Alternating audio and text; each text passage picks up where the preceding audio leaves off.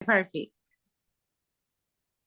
All right, so we're joined from Memphis, Tennessee by the owner of A Plus, Angelica Coleman. Thank you so much for joining us today. I've got a room full here with us at Velma Jackson High School. This is for our entrepreneurship class, and we're recording this for our friends at Madison Central High School, Ridgeland High School, and Germantown High School. So thank you so much for joining us today.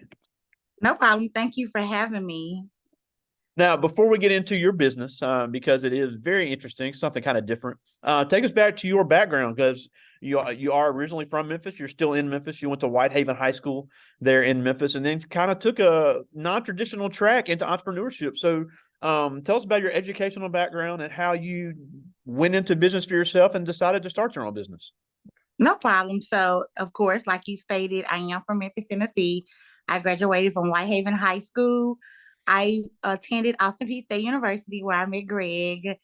Um, and of course, I went to college, and college is just not for everybody. I didn't graduate. However, I encourage everybody to go and definitely at least see if there's something for you or not. Um, and when I got in the workforce, I didn't graduate, I started working. And when I got in the workforce, I was like, I'm just a people person. Everybody was like, oh my gosh, your smile, your glow, the way you talk, the way you relatable. It's just, I'm a people person. So the first thing in business I didn't know this then was always be authentic and just be a people person. People, when you build in relationships, people don't, you are your brand, meaning that you build relationships with people based off being relatable or being realistic. Yep. Or empathy and sympathy, and I had all of that. So people really saw my power in the entrepreneurship in me before I actually saw my power in entrepreneurship. So then I started taking entrepreneurship classes along with working. I have a banking background. I worked at Wells Fargo, First Tennessee Regions. I have a customer service background as well. I worked at call center. So pretty much did the customer service piece. So I was like, you know what? I know I could do it. Of course, being the first person in my family that is an entrepreneur, I had to take that leap of faith. You can't live in Yeah. fear. And I was, a little scared. Like, what if it don't work? What if this? What if it? And I'm like, I'm all in. I'm gonna go for it. Like, it's either sink or swim. Because a lot of people that's successful, they pretty much tried over and over. They failed. They tried over and over. I mean, they just didn't give up. So that was like the main distinguishing quality in people that's successful. They didn't give up. So that's pretty much my education background, work background, and how I kind of Yeah, got into entrepreneurship. Yeah, and you made a great point there, because obviously my job as a teacher is not to tell kids what to do when it comes to college or after high school, but I think it's important to understand options. And I'm a big believer, and I know Tennessee has a pretty good community college system as well. I think it's good just for someone, if they're kind of unsure about college but want to do their own business, just do the 2 years of community college, get some business classes to at least have a knowledge of business, because we've had several guests in this class that have said, look, I wanted to start my own business. Like, for example, we had a doctor who owns a GI clinic here in Jackson. And she said, I knew how to take care of patients, but I didn't know how to run a business. So there is a big learning curve that entrepreneurs may have to learn. So yeah, if college isn't for you, that's fine. But you can still get a little business education to at least learn the lingo and learn the things that are required for a business owner. Absolutely. Yes. Everything is not for everybody. Everybody can be, work a 9 to 5, and everybody can be an entrepreneur. So I definitely get that. And I always throw that piece in when I'm speaking to someone. You just have to do what works for you. Yeah, and then you also made another great point, and I love talking about this. And obviously, you have the great personality for it. But these kids, and I can speak for every teacher that's going to see this later, these kids want to act like we are pulling teeth when we have them give any sort of presentation or speak. And it's not to be mean. I mean, obviously, me and you are comfortable talking. Everybody can't speak in front of thousands of people. I get that. But in order to be successful in business, even successful as an employee, you have to be able to sell, you have to be able to market, and you have to be able to communicate. So even if all you do is go get a cosmetology license and you start working in a salon and then you open your salon, you're not giving public speeches, but you've got to be able to talk to people about how you can do their hair. If you're a mechanic, you have to be able to talk to people about what's wrong with their car and how you're going to fix it. Or even if you're a doctor, I've recently had surgery. The medical team did a great job of explaining exactly what was wrong with me and what had to be done. Now, that doesn't mean You're always giving presentations in front of thousands of people, but that Right. customer service aspect and that business aspect and that marketing mindset of selling people and communicating to people that don't know.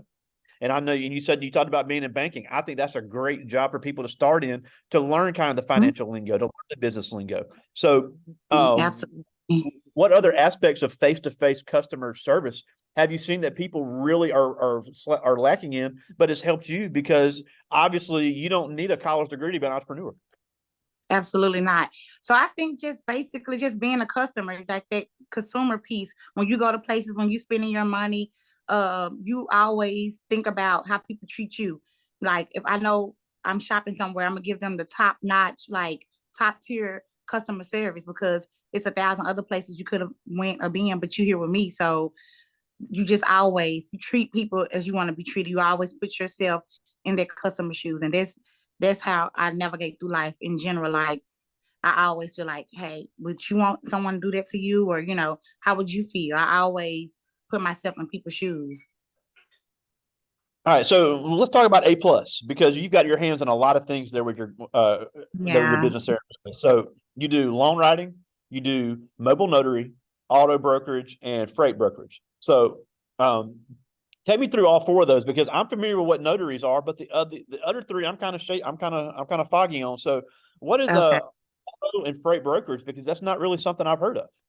So auto broker is basically you have to have your auto broker license if you want a car dealership to get in the auctions, to get the cars for a cheaper price. So that's pretty much what auto broker is. I can get in the auction. So if someone say, "Hey, I need a car," come down, I can actually go and I have my auto broker license. So that's pretty much what that is. And freight broker is basically the middleman between the carrier and the shipper. So I establish relationships with the shipper to move their freight. I'm the broker, so they trust me to move their freight and the carrier is basically the truck driver. So I like have pay for different load boards and things like that to mend the relationship. Basically, I'm the middleman. That's a freight broker. And then, of course, you know what notary is. You have to be a notary to be a loan signing agent.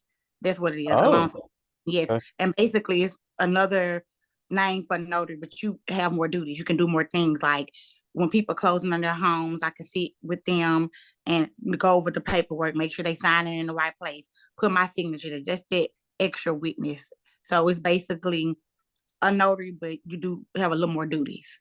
That's in pay more. So, but you have to be a notary to be a loan signing agent. So it's definitely a lot. And I juggle a lot because at first I was all full entrepreneurship, but nobody told me I'm the first person in my family that's actually jumping out here and do that. You can't do it. You have to have one thing and focus on one thing. You can't kind of have your hands everywhere without a team. And see, that was my downfall. So just it's gonna be trial and error. I tell anybody, don't jump in entrepreneurship thinking you're gonna see it's gonna be sweet or you're gonna see um your fruit first. You have to put in work. You have to it's not easy. I'm gonna say that. A lot of people, especially on social media, they show you the good side of things. But I'm here to be transparent with the students and let them know it takes sacrifice. If you're not ready to work 2 to 3 years and not see, you know, your fruit that you sown, then don't jump into entrepreneurship because it takes time, it takes patience, it takes a lot of discipline. I end up getting back in the workforce. I actually work in healthcare as well at night. I work at Labonte Children's Hospital here in Memphis, Tennessee. I'm a financial counselor because I do have that finance background. So but I'm not giving up on my dreams. It's just sometimes you have to jump back in the workforce to make things do it, make things work. Yeah, and that's actually pretty common, because I did not realize until we started having these guests that a lot of entrepreneurs are at least working part-time jobs, not only to have a steady stream of income, because like you said, if with different, I know we had with the gas prices, a lot of trucking died down at a certain time. So you Mm-hmm. got to look at potential trends. So if you have that steady income of at least a part-time job, that also can provide you benefits. If you have children, it can provide you insurance, so you're not having to pay that out of your self-employment tax. So, and again, and I say this all the time, and I know they get sick of hearing it, but I know you agree. I'm a huge fan of Jasmine Sullivan, but her song makes me so mad how she talks about, I'm going to move to Atlanta, start me a business and be rich. It just doesn't work like that. We don't work. We see that on social media, but I just think that's a false narrative to plant into young people's heads. Yes. I'll be the first to tell anybody, adults, children, teenagers, do not believe everything you see on social media. If you believe that, then you got a lot of self work to do. Entrepreneurship is not easy, it's not for the weak, but the reward is sweet. You got to keep going, you got to have a vision, and you have to keep going no matter who see your vision. Everybody not gonna be able to see your vision. Everybody is not gonna believe in you. So you have to have a strong mental for sure in entrepreneurship. You have to. Now, what drove you to open this type of business? Because you obviously said you were into entrepreneurship and wanted to pursue that, but it's really not something you see a lot. A lot of Yeah. times you see people want to start a business that they've seen everybody else start, and that's fine because obviously you're not reinventing the wheel. If it works for somebody else, it can work for you. So, what made you go into this particular type of business? Because it's not something we really see every day. Right, I agree.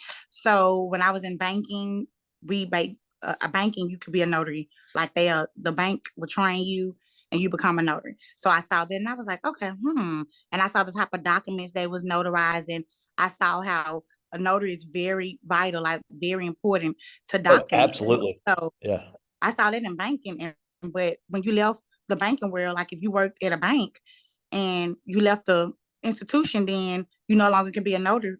Basically, you just a notary Oh, for wow. them. Yes. So I was like, you know what?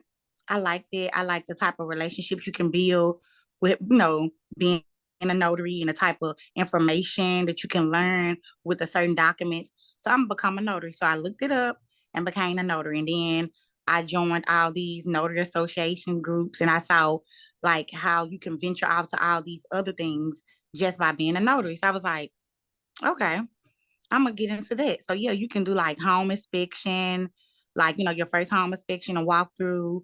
You can Wow.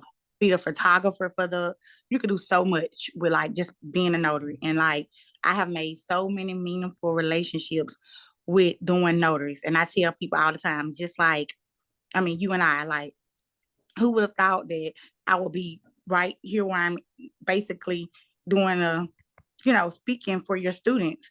We mean a meaningful relationship that we Yeah. pretty much built, and that's what it's all about. It's about serving. Relationships about serving. Life is about serving. You have to have purpose. Be a woman or man of substance, no matter what. Everybody don't come from, something, but you got to make nothing out of something. That's just how I feel. So Yeah, definitely. and it's you got to step out of your comfort zone. We always say when people start a business, especially teenagers, because we've had a few students start their own business out of this class, and two mistakes that they make. One of them is they don't charge enough, and we'll get to that in a second. The other one is they're so worried about what their friends that are 16 and 17 years old are wanting to spend or what they like. Mm-hmm. They don't look at what their market would like. So you have to Mm-hmm. look at. You may think something's good, but if people aren't going to pay for it, it doesn't matter what you Mm-hmm. think. So it's all about Exactly. market and it's step out of your comfort zone, find out what people are going to like, and then don't worry about being the cheapest. We have a regular guest of this class. He's a wedding photographer, and he said he was trying to Okay. undersell everybody, and he was working twice as hard and not making enough money. And then when he raised his prices, they said, "You'll price yourself out of the market." And he said, "I did, right into another market." So, so talk a little bit about that, because I think that's a common mistake by young business owners, especially young Black business owners. They don't look at the big picture when it comes to pricing, and then they don't look at their market. You have to look at what people need. Absolutely. Like part of entrepreneurship is basically being a solution to a problem. So if you're a solution to a problem, you're gonna always get clients. So that's key to what you ask. Also, I will say that set your price and leave it there. Don't be afraid to have higher prices. Don't be afraid to have higher prices, because guess what? What's for you is for you. You have to know your audience. People sometimes trying to be cheap, you really you lowball yourself. You basically have to have strategic marketing. It's not that you better, it's that you consistent.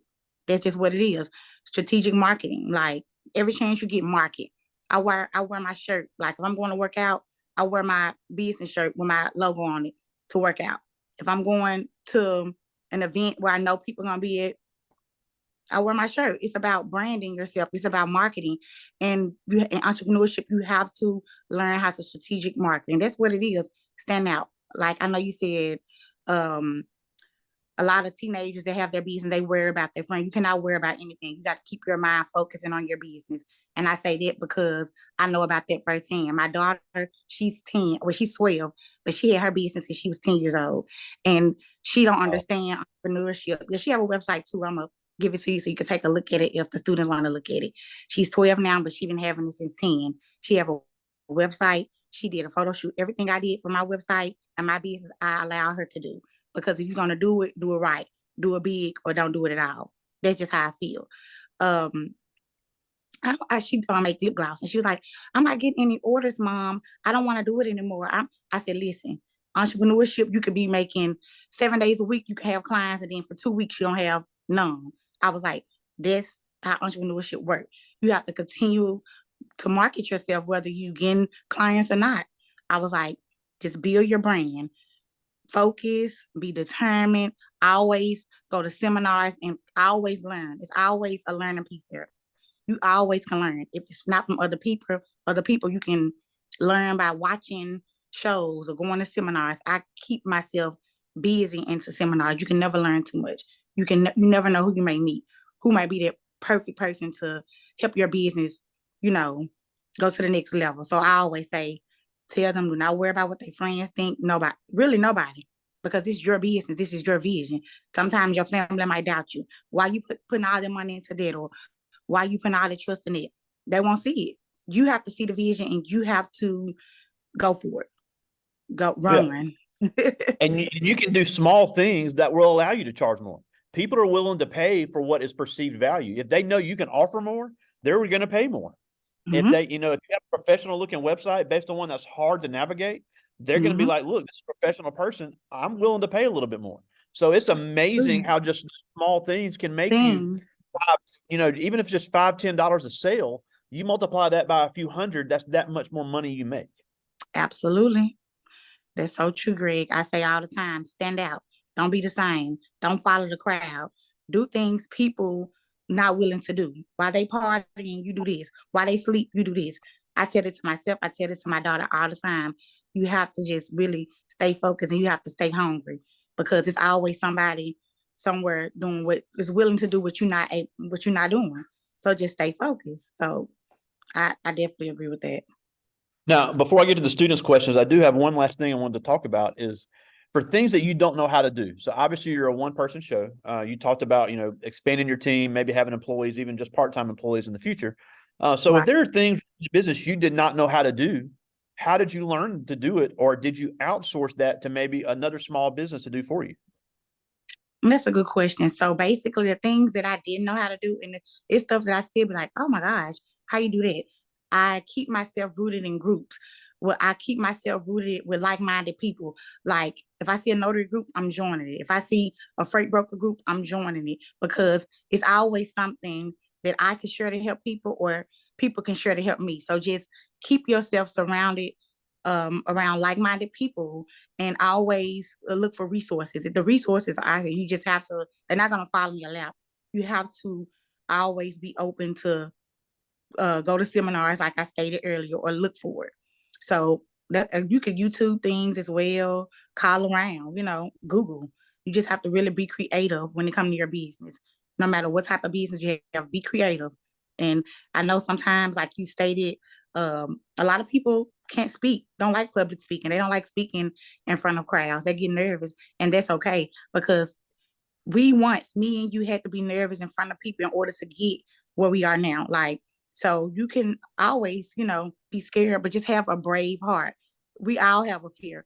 We all have something that we might be scared of, but do it scared. Do it scared.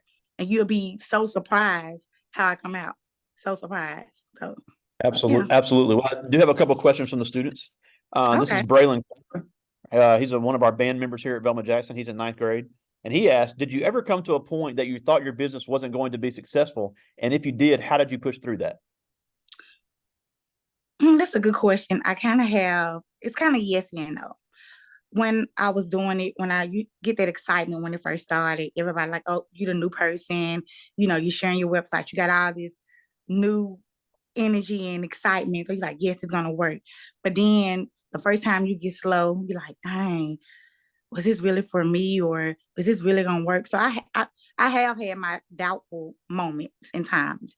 However, I just pray, or just stay patient, and then something, one little confirmation, or one thing, or one customer, or one congratulations, or one I'm proud of you, or one, something to keep you going. So I think in entrepreneurship, I think you're gonna have your doubtful moments. You're gonna have your moments like, I don't know if this was for me, or I don't know if this gonna really work, or I don't know if this vision gonna see through, but stay the course, and I promise it'll change. It'll change. That's awesome. This is Donovan Harris. He's a senior. He's one of our archery champions here at Velma Jackson. And he Okay. asked, by helping other people, how does it benefit, or what benefit do you get from it, and how does it benefit your company? Good question. Like my love language, not even just in my business, just me personally, I always been helping. Like I always pouring into other people. Like I said, I'm a first. I'm a big sister. I didn't have a big sister. I'm a first for a lot of things. So it's like I always pour into people, or do the things for people that I always wanted. How you always wanted somebody like you, and like a friendship, or a sisterhood. So I'm always pouring into people, whether it's friends, family, strangers. It's very beneficial, because I don't know if you ever heard of this saying, you can't be a boss if everybody around you in the same exact space they was when you started your journey. A boss make other leaders. Leaders make other leaders. Like I want everybody around me to win. So helping, excuse me. So helping other people, it just brings joy to my heart, and it do help my business, because when I see somebody, I run into somebody, and they here just for a notary. They come to me just for a notary, but they ask me another question, because of course I'm a people person, and I talk, and I help them in the area. They was like, "Oh, you got a good character." They're gonna refer people to me. So that's how it helped my business, like just making meaningful relationships, building meaningful relationships. So yeah, to answer your That's question. awesome. That's awesome. Well, we're almost out of time, and we thank you so much for joining us. But before we go, I think it's important to talk about, being from Memphis and Whitehaven High School. Let's be honest, it's in the hood. You grew up, and you grew up in a rough environment, similar to some inner city in Jackson and other areas, Hmm. and places nearby. So you face a lot of obstacles growing up in a tough environment there in Memphis. But yet you've parlayed that into becoming a successful business owner, a successful mother, raising a business owner, and really Hmm. changing the narrative, not only for your family, but for yourself. So obviously there's a lot of obstacles these kids could face. There's a lot of Yeah. things that can happen, especially as a Black business owner in Memphis or in Mississippi, but yet it can be done, and you're proof of that. So what can these Yeah. kids do right now in order to overcome those obstacles that they're going to face?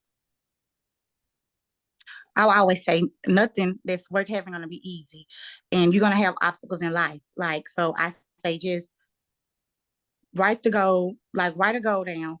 I always know what you want, because if you don't know what you want, you'll fall for anything, or you'll settle for anything. The first step, no matter the obstacle, no matter where you come from, is always know who you are and what you want, and go for it. Don't stop, no matter what. If something bad happens, keep going. Keep going. Just keep going. Like just like they say, the Finding Nemo. Just keep swimming. Just keep swimming. That's all I can really say. It's gonna be obstacles in life. It's gonna be times where you have to sacrifice something. It's gonna be times when you're in uncomfortable places, and out of your comfort zone. It be a character. Everything that you go through be a character. If everything was given to you, you wouldn't know how to keep going, because you're gonna always feel like it, things have to be given to you. You just have to keep going. Know your like know your goal, and work towards it until you get there, no matter what it takes. So I tell anybody that no matter where you at in life, no matter what obstacle you have, just know who you are, know what you want, and keep going. That's just I love it. simple. It's simple. I love it. Now, before we go, tell us where to find A Plus 901 online. Go to www.aplusllc901.com.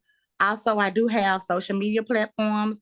On Instagram, it's A plus underscore LLC. And then on Facebook, it's A plus LLC. So, yeah, Love it. I'm so glad you had me, Greg. This was like something that I always wanted to do, was speak to you, just speak. So hopefully this opened so many other doors to other things for me. I really appreciate that. Absolutely. Absolutely. After we meet 17 years ago, here we are today. Who'd have thought we'd be here? But thank you so much, All right. Angelica Coleman, all the way from Memphis, Tennessee. A+ right there Yay. in the 901. Thank you so much, buddy. I'll talk to you soon. Okay, see ya. See you, buddy.